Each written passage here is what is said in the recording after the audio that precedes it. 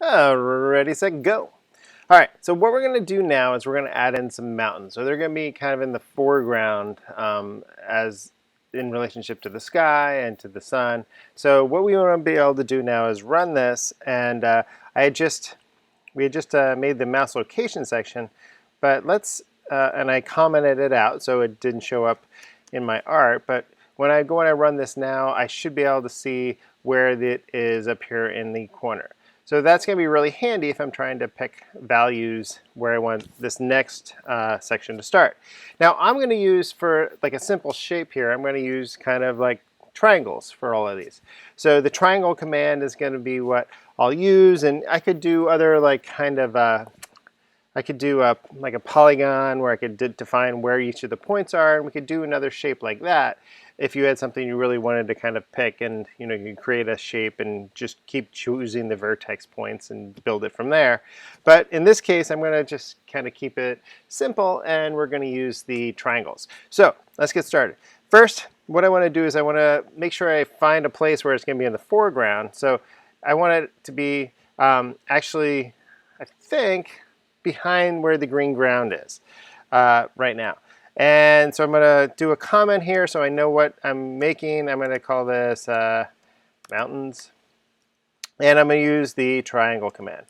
Triangle. And so with the triangle command, as you might think, or if you've ever plotted a triangle, hopefully in math class, you have 3 sets of points that you're going to need. So we're going to do just that.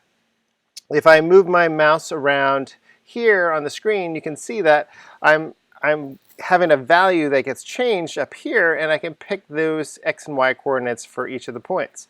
So if I do this here, and I'll put in a little hint here, it's going to be x, y, x, comma, y, comma, x, comma, y, comma, x, comma, y. There we go. So it's just 3 sets of points in the triangle. And the first one I'm going to do, I'm going to start it maybe over here at, I don't know, 38,202. Now, you might think that as I'm doing these, I don't need to put any of my points below the green section, the ground, but I could if it gives me kind of a different, steeper angle, and I can kind of play with the shape of it a little bit more that way. But you're not going to see anything the way it's layered right now because of that. So let me quickly throw in a couple more points. Let me see if I go up here somewhere, maybe, I don't know, 95.63, 95 comma 63. And let me put down on maybe another point over here, like, I don't know, 145, 200, 445 comma 200. Close that off with a semicolon, go ahead and do a run. And here now you can see I've got this one kind of very, very, very perfect looking triangle. That's kind of amazing I did that.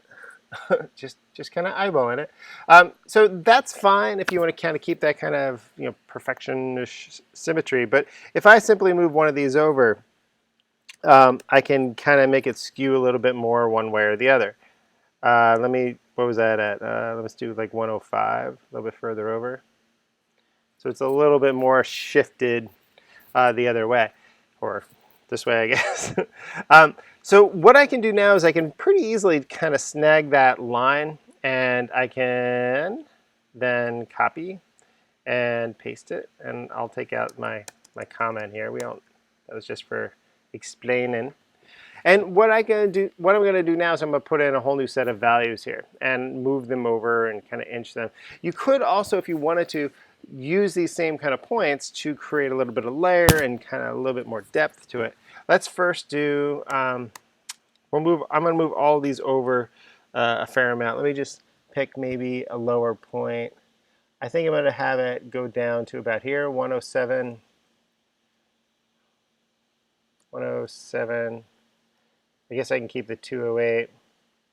My upper point here, I'm going to put it 140, 105. And these are the x points, 105. So it's actually further down. Remember, y-axis starts 0 at the top and goes down. Positive y is down. in processing, and a lot of computer graphics are actually that way too. And let's get in one more mountain here real quick. Let's put the other, let's make it a little bit like a fatter kind of, we'll move it way over to like 223. So we'll say 223.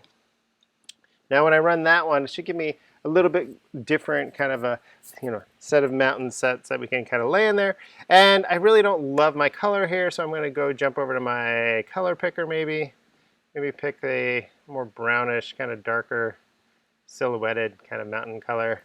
Let me do this one, 7761. I'm copying that, and I'm going to paste it. I'm going to do a fill, throw in my fill command, and now when I run this one, now I have this kind of darker mountain that's kind of hanging out there.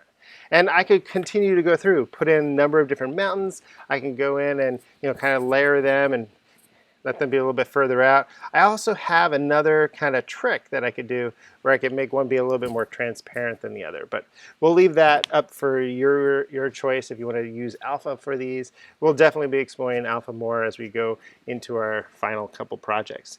So let's stop this one, and then we'll come back. We'll make a quick tree, and then I'll set you off on your own to figure out your own kind of landscape.